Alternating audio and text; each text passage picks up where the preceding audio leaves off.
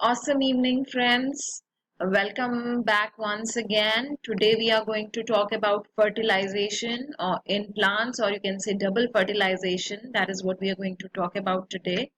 So, in double fertilization, before we start to understand it, we need to know about embryo sac. So, we already know that ovule has a 7 cell, 8 nuclei stage, which is known as embryo sac. So, you just to revise the things again, you know that in the ovule we have cells known as nucellus cell, and out of that one cell, one large cell, it becomes an embryo sac, which is a 7 cell, 8 nuclei stage, out of which 3 cells are on the micropylar side and 3 cells are on the chalazal side. So these 3 cells on the chalazal side and these 3 cells on the micropyle side make the 6 cell, and the central cell having 2 nuclei is also there. So this is the embryo sac, which remains, covered by nucellus cell, and then the nucellus remain covered by integuments except for one place, which is known as micropyle, and this side and the side of the ovule just opposite to that is known as chalazal side. So this we are already familiar. So we need to know what is embryo sac. So this is a line diagram of an embryo sac showing 3 cells in the micropylar end. These 2 cells are known as synergids, and between the synergids we have a cell which is known as egg cell. So in the micropylar side we have 3 cells, 2 synergids and one egg cell in the center of the synergids. And in the antipodal side, or sorry, in the chalazal side, we have 3 cells which are known as antipodal cells. And this is the central cell having 2 nuclei, and these nuclei are known as polar nuclei, right? And then another thing you need to know is about is a filiform apparatus. So what is a filiform apparatus?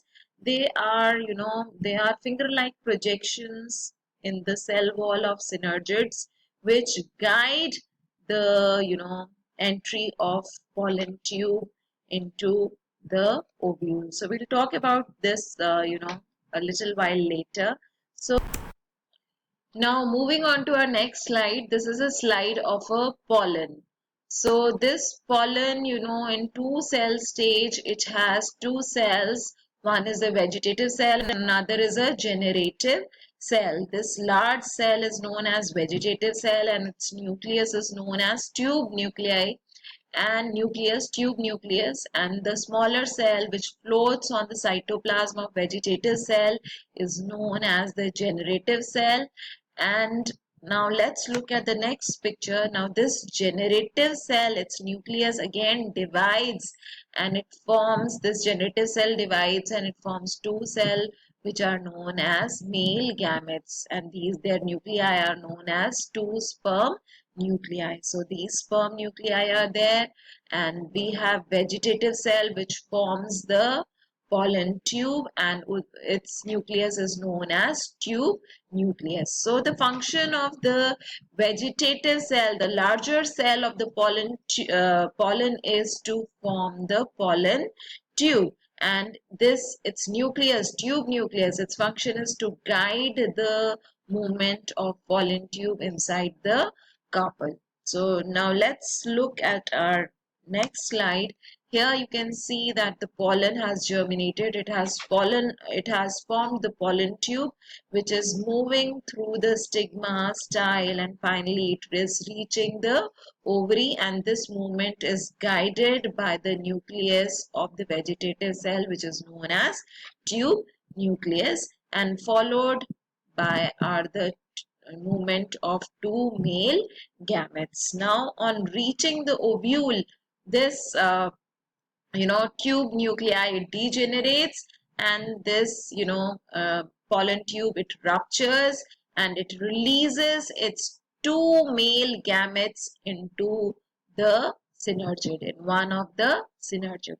We have 2 synergids which are present on both the side of the egg cell. So it enters, pollen tube enters into one of the synergid and release this male gametes, and through the synergids, one of the male gametes, it goes into the egg cell and another goes into the central cell. So here this, this arrows are showing you where these male gametes are going.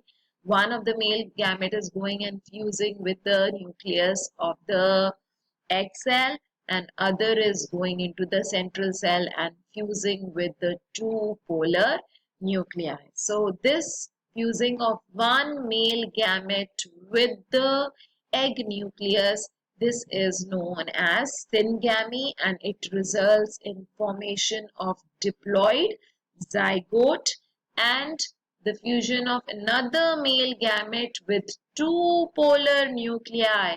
It results in formation of triploid endosperm, and this fusion is known as triple fusion. Why triple fusion? Because here there is a fusion of three nuclei taking place. So this fusion of one male gamete with two polar nuclei is known as triple fusion, and here the fusion of one egg nucleus with another male gamete, this is known as syngamy. So syngamy result in formation of diploid zygote, and triple fusion result in formation of triploid endosperm. So together this syngamy and triple fusion together is known as double fertilization. So it is a special feature of plants that they show double fertilization because there are two male gametes, one fusing with the egg and another fusing with two endosperm nucleus.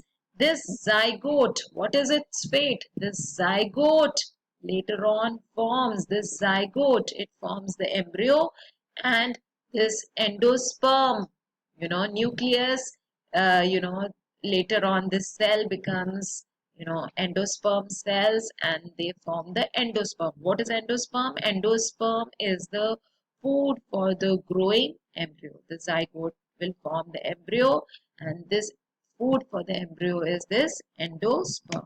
So what has been our learning for today? Our learning is that double fertilization, what is it? It is syngamy plus triple fusion. Syngamy, what is syngamy? It is a fusion of one of the male gamete with the egg, and triple fusion is the fusion of one of the male gamete with two polar nuclei of the central cell.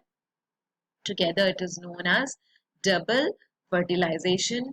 What is PEN? PEN is primary endosperm nucleus. When two polar nuclei and one of the male gamete fuses, it forms the nucleus which is known as primary endosperm nucleus, and this cell later on forms the primary endosperm cell which forms the endosperm. That is the food for the growing embryo. And filiform apparatus, I told you, they are finger-like projections in the synergids which guide the movement of pollen tube into the embryo sac. So I hope you have understood, friends. Thank you for watching. Thank you once again.